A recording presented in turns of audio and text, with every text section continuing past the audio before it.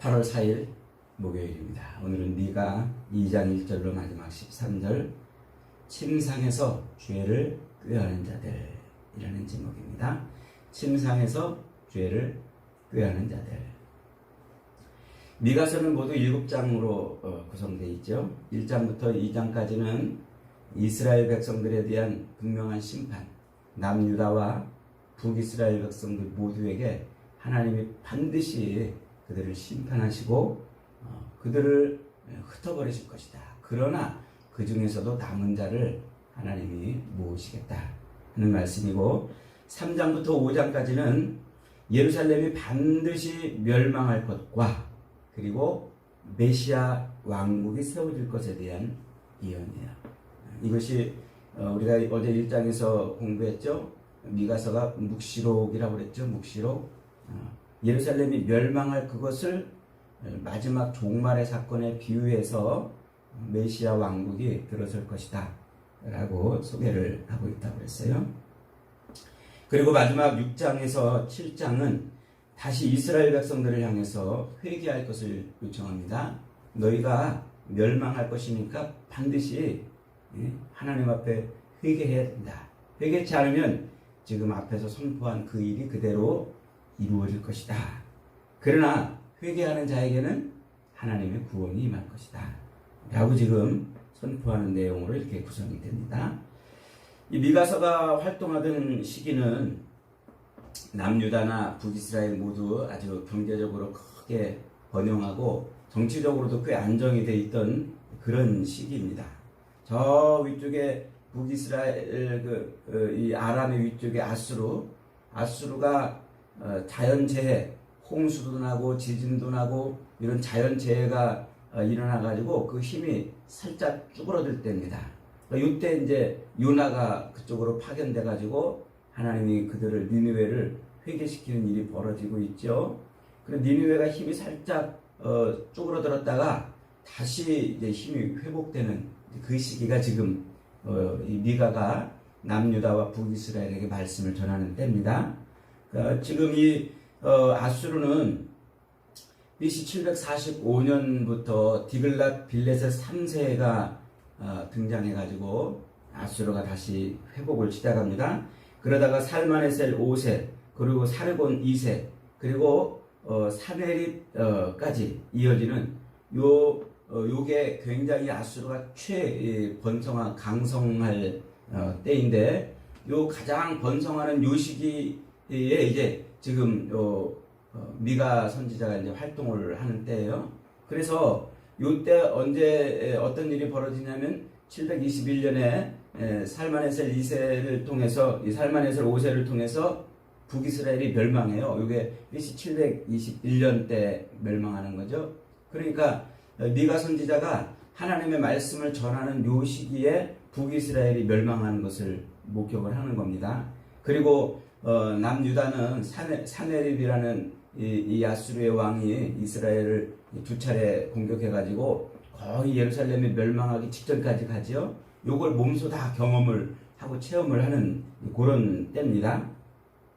그러니까 이 미가가 BC 한 735년쯤에 이제 부름을 받아서 이제 40년 정도 이렇게 이제 활동을 하는데, 요때 이제 북이스라엘에서는 호세아 선지자 그리고 아모스 선지자가 이제 말씀을 전하고 있는 때고, 남쪽에서는 이사야 선지자가 왕궁에서 말씀을 전하고 또 히스기야 왕과 더불어서 개혁을 일으키는 그런 시기예요. 그때 지금 미가가 밖에서 또 하나님의 말씀을 남유다, 북이스라엘 모두에게 지금 말씀을 외치고 있는 이런 때입니다.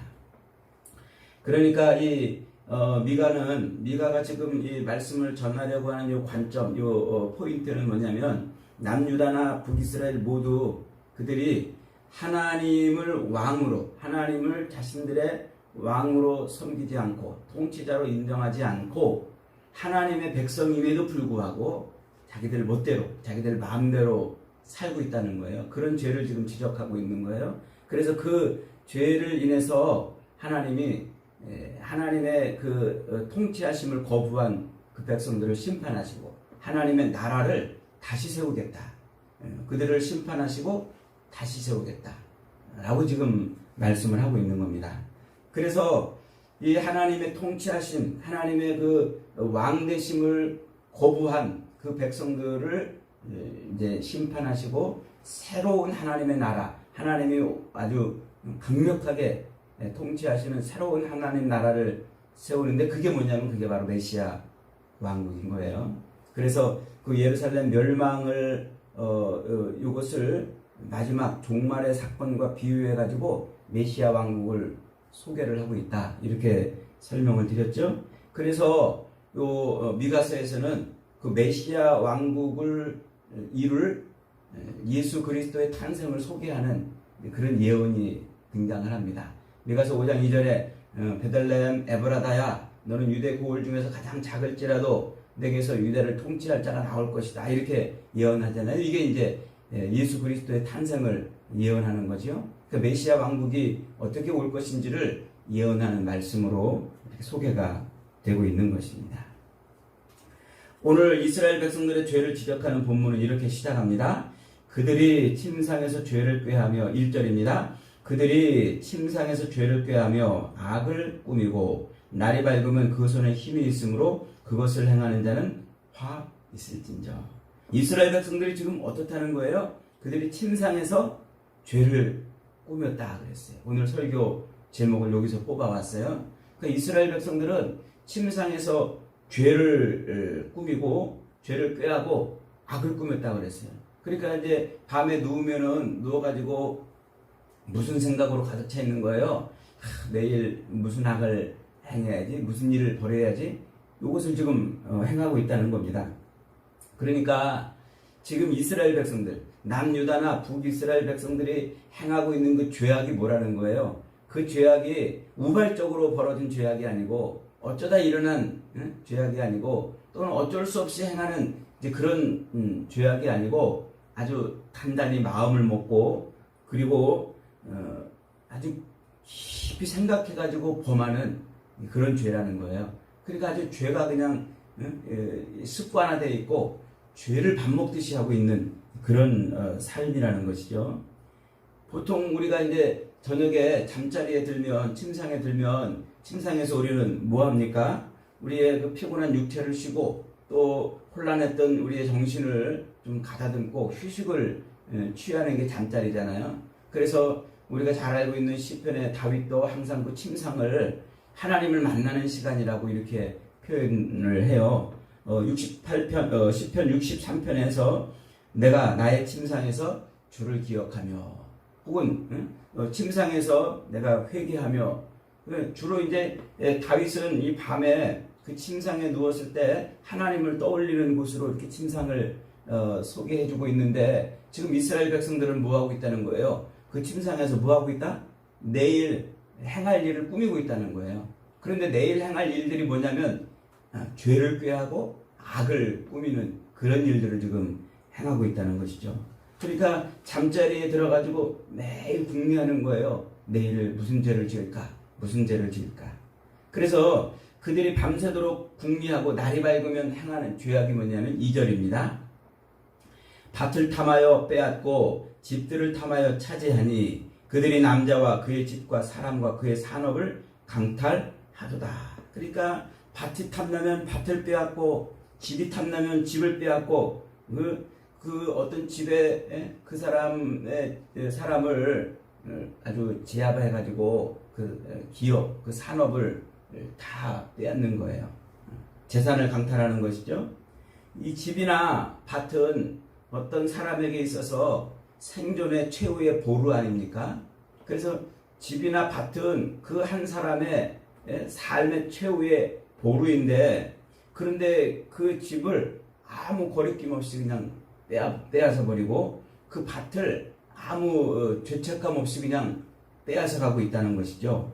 그러니까 지금 이스라엘 백성들이 밤새도록 궁리하는 게 뭐냐면, 남의 것을 빼앗고 남의 것을 훔치고 그런 것들을 저 사람이 살든지 죽든지 상관없이 내 욕망과 욕심을 채우며 살겠다는 거예요. 그러니까 지금 해야 될 일과 하지 말아야 될 일들조차도 구분하지 못하고 사는 거죠. 그저 내 욕망과 탐심, 내 욕심을 채우면 그것이 전부예요. 죄를 짓는 것이 그것이 아무런 꺼리낌 없이 내 욕망과 욕심을 채우면 전부가 되는 거죠. 그러니까 지금 이 남유다나 북이스라엘 백성들은 어떠한 수단과 방법을 가리지 않고 그저 자기의 탐심과 자기의 욕망을 채우는 삶을 지금 살고 있다고 그렇게 지금 고발을 하고 있는 거죠. 그래서 이 미가서는 이 백성들의 죄, 그저 자기 욕망과 탐심을 채우는데 8절로 9절에서는 이렇게 덧붙입니다. 8절 보니까 근래에 내 백성이 원수같이 일어나서 전쟁을 피하여 평안히 지나가는 자들의 의복에서 겉옷을 벗기며 내 백성의 부녀들을 그들의 즐거운 집에서 쫓아내고 그들의 어린 자녀에게서 나의 영광을 빼앗는도다. 근래에 지금 미가가 보고 있는 그 모습이에요. 그 남유다 백성들이나 북이스라엘 백성들이 지금 행하고 있는 그 모습이 뭐냐면 내 백성이 원수같이 일어났다 그랬어요. 이 원수같이 일어났다는 것은 막 불같이 일어났다는 거예요. 막 화를 참지 못해가지고 폭발하는 그런 모습을 보여주고 있다는 거죠. 그렇게 막 불같이 일어나가지고 그들이 지금 뭐 하고 있냐면 전쟁을 피하여 평안히 지나가는 자들의 의복에서 겉옷을 벗겨냈다 그랬어요. 이 전쟁을 피하여 평안히 지나갔다는 말은 이 사람들은 이제 전쟁을 피해서 어딘가 떠났다는 사람이죠. 자기 거처를 떠났다는 거예요. 그러니까 이 사람은 나그네를 의미하는 거예요. 그러니까 자기 거할 거처가 아니고 여기저기 떠돌아다니는 나그네. 이 나그네에게 있어서 가지고 있는 그 소유의 마지막 제일 중요한 게 뭡니까? 그게 나그네에게서는 그의 소유물이 옷밖에 없어요. 그런데 그 전쟁을 피해서 떠돌아다니는 그 나그네를 만나면 어떻게 된다고 그랬어요? 겉옷을 벗겼어요. 겉옷을. 그러니까 그 나그네에게 있어서 정말 최소한의 그 소유조차도 벗겨서 가져가는 것을 의미하죠. 그 다음에 부녀들을 집에서 쫓아내고 어린 자녀에게서 하나님의 영광을 빼앗았다 그랬어요. 여기서 부녀란 이제 과부들을 의미합니다. 그리고 어린 자녀는 고아를 의미해요. 그러니까 그 고아나 과부를 뭘로 본 거예요? 자기들의 욕심을 채울 그런 탐심의 대상으로 본 거예요. 고아나 과부들을 돌볼 대상이 아닌 자기들의 욕망을 채우는 대상으로 본 거죠. 출애굽기 22장 21절로 23절에 보면 하나님이 이스라엘 백성들에게 주신 그 율법에 보면은 이 나그네와 고아와 과부는 특별히 돌봄의 대상이었어요. 그들을 함부로 대하면 안 됐고 그들을 잘 돌봐줘야만 되는 것이죠. 그런데 그 율법에 그렇게 나그네나 고아나 또 과부들을 돌봐야 되는데 그들을 돌보지 않고 그들을 착취의 대상으로 보았다는 것, 이 율법을 뭐 했다는 거예요? 버렸다는 것을 의미해요. 율법을 버렸다는 것은 곧 그들이 하나님의 통치하심을 거부했다는 거죠. 하나님 생각을 안고 사는 거예요. 하나님과 상관없이 하나님의 통치를 받고 하나님의 법대로 살아야 될 하나님의 백성들이 그 하나님의 땅에서 하나님을 무시하고 하나님을 거부하고 하나님의 통치를 지금 거부하고 사는 거예요. 하나님과 상관없이 자기들의 삶의 주권이 하나님께 있음에도 불구하고 그 삶의 주권을 자기들이 탈취하고 지금 살고 있는 것이죠. 자기들 하고 싶은 대로 한다는 거죠. 하나님의 법대로 살아야 될 백성들이 하나님의 법을 내팽개치고 자기들 하고 싶은 대로 살고 있는 것입니다. 이에 대해서 미가 선지자가 단호하게 이렇게 외칩니다. 10절 말씀에 이것은 너희가 쉴 곳이 아니니 일어나 떠날지어다. 이는 그것이 이미 더러워졌음이니라. 그런즉 반드시 멸하려니 그 멸망이 크리라.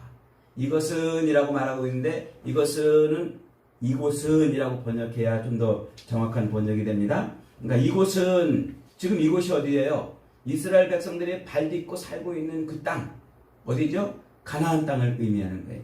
지금 이스라엘 백성들이 발 딛고 있는 그 가나안 땅, 그 땅은 그들이 쉴 곳이 아니다. 지금 하나님이 선언하고 있는 거죠. 그러니까 가나안 땅은 어떤 땅입니까?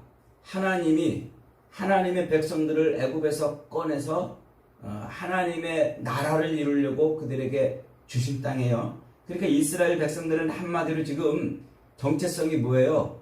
하나님의 백성인 거예요. 하나님의 통치를 받고 사는 하나님의 백성들. 그런데 그들이 하나님의 백성이라고 말하면서도 스스로 하나님의 통치를 거부했으니까 하나님 백성이 아니라는 거죠. 그래서 가나안 땅, 즉 하나님이 통치하시는 그 땅에 그들이 살 수가 없는 거예요. 그래서 하나님이 지금 그들을 뭐 하시는 거예요? 그 땅에서 쫓아내버리시겠다는 거죠. 그래서 그들이 그렇게 스스로 떠나지 않을 경우 하나님이 뭐 하시겠다는 거예요? 그들을 치시겠다고 지금 말씀하고 있는 거예요. 11절은 이렇게 말합니다.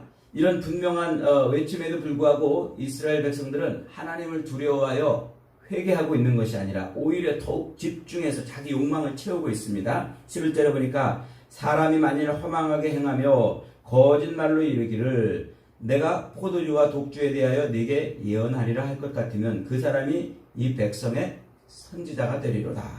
이 허망히 행한다 이 말은 하라크 루아흐라는 단어예요. 하라크 행한다. 루아흐는 영이라고 그랬죠. 영. 이 루아흐 하면은 옛날에 하나님께서 아담을 만드실 때 흙덩어리를 만들어 놓으시고 그 흙에다가 뭐 하셨어요? 숨을 후 하고 불어넣으셨죠? 숨을 후 하고 불어넣을 때 그 숨이 뭐냐면 루아흐, 영을 불어넣으신 거예요. 영을. 하나님의 숨결이 이제 들어가서 비로소 진흙덩어리가 생명이 된 거예요. 그런데 그들이 죄를 지음으로 말미암아 하나님에게서 이제 떠났다고 그랬죠. 그 상태를 하나님이 떠난 숨을 불어넣은 그 상태에서 하나님이 떠나니까 그들이 죽어있는 존재라고 표현을 했단 말이에요. 그것을 살리는 방법이 뭐예요? 예수 그리스도. 그래서 예수님이 이 땅에 오셔서 그들에게 다시 숨을 불어넣어 주셔요. 숨을. 그게 이제 요한복음 20장에서 예수님이 부활하신 다음에 첫 번째 행하는 일이라고 그랬죠. 부활하신 다음에 다락방에서 제자들과 모여가지고 그들에게 구멍난 손을 보여주고 옆구리를 보여주고 그러시면서 숨을 내쉬며 가라사대 이렇게 말씀하셨어요. 그러니까 부활하신 예수님이 행하신 첫 번째 일이 바로 그 숨을 불어넣는 일이에요. 하나님의 영이 떠난 그 사람들에게 숨을 불어넣으심으로 그래서 그들이 생명을 얻는 거예요. 루아흐가 그거예요 지금. 그러니까 지금 이 이스라엘 백성들이 뭘 하고 있냐면 이 하라크 루아흐 영으로 행하고 있다는 말이에요. 영으로 행하는 것. 그런데 지금 이 영으로 행한다고 하는데 실제 하나님의 영이 그들에게 임해서 그 영을 따라서 행하는 것이 아니라 그 뒷말이 이제 중요한 말이에요. 포도주와 독주에 대해서 예언을 하잖아요. 그러니까 누군가 와가지고 자기가 하나님의 영을 받은 자처럼 백성들한테 내가 포도주와 독주에 대해서 예언할게. 그러면 사람들이 박수치고 환호하고 그를 뭘로 삼아준다고요? 자기들의 선지자로 세운단 말이에요. 그러니까 죄를 지적하고 회개하라고 외치는 그 선지자로 받아들이는 것이 아니라 포도주와 독주, 자기들의 그 세속적 삶의 향락과 쾌락을 위해서 예언하는 그 사람을 선지자로 세운단 말이에요. 그러니까 진짜 하나님의 영을 받아가지고 죄를 지적하는 선지자, 미가 선지자 같은 이런 선지자는 핍박을 하고 자기들의 세속적 삶을 축복해주고 예언해주는 그런 선지자는 하나님의 영을 받은 선지자처럼 여기서 그들을 선지자로 세워준다는 것이죠. 그러니까 지금 이스라엘 백성들이 영적으로도 완전히 지금 분별력을 상실해버린 겁니다. 누가 진짜 선지자인지도 모르는 거죠. 자기들의 그 세속적 쾌락과 향락을 축복해주고 마치 그것이 하나님의 영을 받아가지고 하는 것처럼 한다면 그 사람들을 자기들의 선지자로 받아들여서 그런 영적인 그런 분별력 없는 생활을 지금 하고 있다는 것이죠. 그렇게 탐욕과 욕망에 사로잡혀서 죄를 밥 먹듯이 하며 거짓 선지자들의 미혹에 빠져있는 그 백성들에게 임할 것은 뭐밖에 없어요? 하나님의 심판밖에 없어요. 그래서 마지막 12절 13절은 이렇게 선포합니다. 야곱아, 내가 반드시 너의 무리를 다 모으며 내가 반드시 이스라엘의 남은 자를 모으고 그들을 한 초수에 두기를 보라스의 양떼같이 하며 초장의 양떼같이 하리니 사람들이 크게 떠들 것이며 길을 여는 자가 그들 앞에 올라가고 그들은 길을 열어 성문에 이르러서는 그리로 나갈 것이며 그들의 왕이 앞서가며 여호와께서는 선두로 가시리라. 12절을 이렇게 시작해요. 내가 반드시 너희 무리를 다 모으고 이스라엘의 남은 자를 모으리라.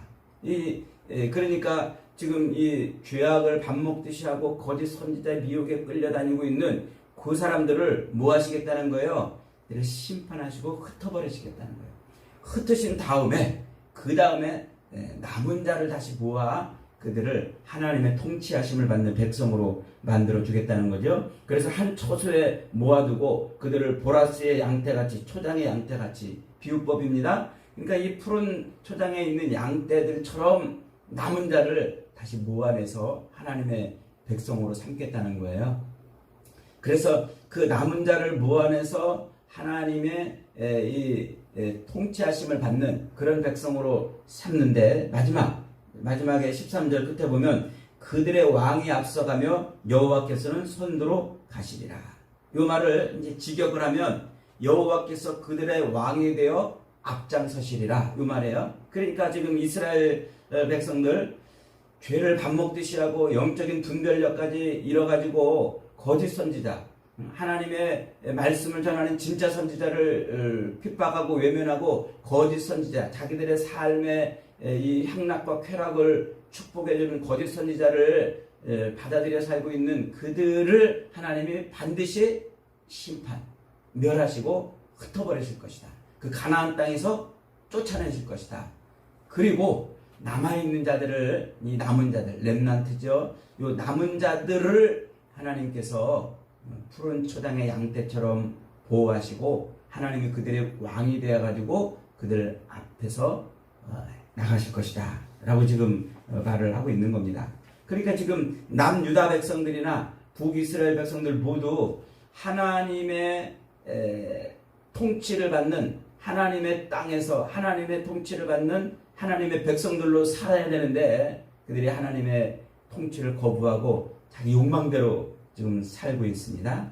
그래서 하나님의 법인 율법을 내팽개치고 자기가 자기 삶의 주권을 가지고 자기 욕망대로 살고 있는 그들을 하나님이 그 땅에서 쫓아내시고 심판하시고 하나님이 그 남은 자를 새로 모아서 하나님의 주권이 서는 나라를 세우겠다고 지금 말씀하시는 거예요. 그러니까 하나님의 주권을 탈취한 이스라엘 백성들의 그 죄악을 지적하고 있는 거죠. 여러분, 사도 바울은 십자가에 못 박혀 죽으신 예수님을 이렇게 소개하고 있어요. 세상 모든 만물의 통치자요 왕이라고 말이죠. 빌립보서 2장 8절로 10절에 가면 사람의 모양으로 나타나서 자기를 낮추시고 죽기까지 복종하셨으니 곧 십자가에 죽으심이라.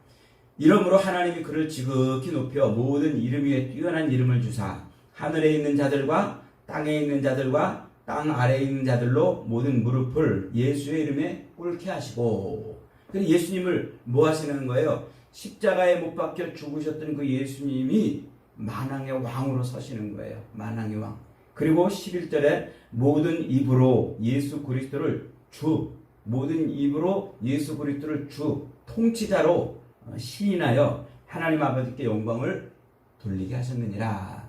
그러니까 우리가 십자가에 달려 죽으신 그 예수를 아멘하고 믿으면, 그러면 예수님을 내 인생에 뭘로 받아들이는 거예요? 내 인생의 왕이요 주인이요 통치자로 받아들인다는 말이에요.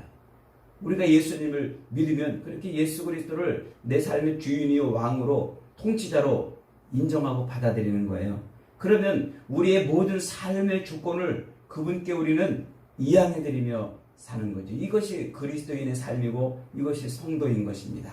그래서 내 삶의 주권, 내 마음대로 살았던, 내 욕망과 이기심과 욕정과 탐욕을 채우며 살았던 그 삶의 주권을 하나님께, 예수 그리스도께 넘겨드리고 주님의 통치를 받고 사는 삶, 그것이 성도의 삶인 거예요.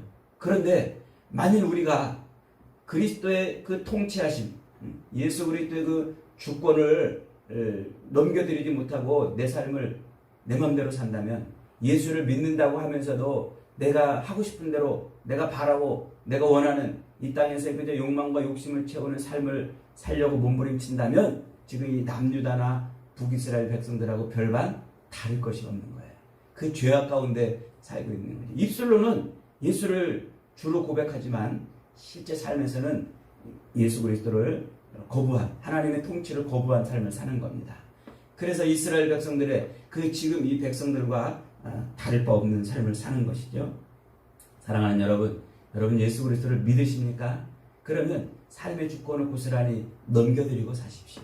우리는 이제 주님의 통치하심을 받는 인생들인 것입니다. 예수를 내 삶의 통치자요, 주권자요, 왕으로 그렇게 온전히 고백하고 그렇게 삶의 주권을 넘겨드려서 오늘도 하나님의 백성으로 온전히 살아가는 저와 여러분이 되시기를 주님의 이름으로 축복합니다. 아멘.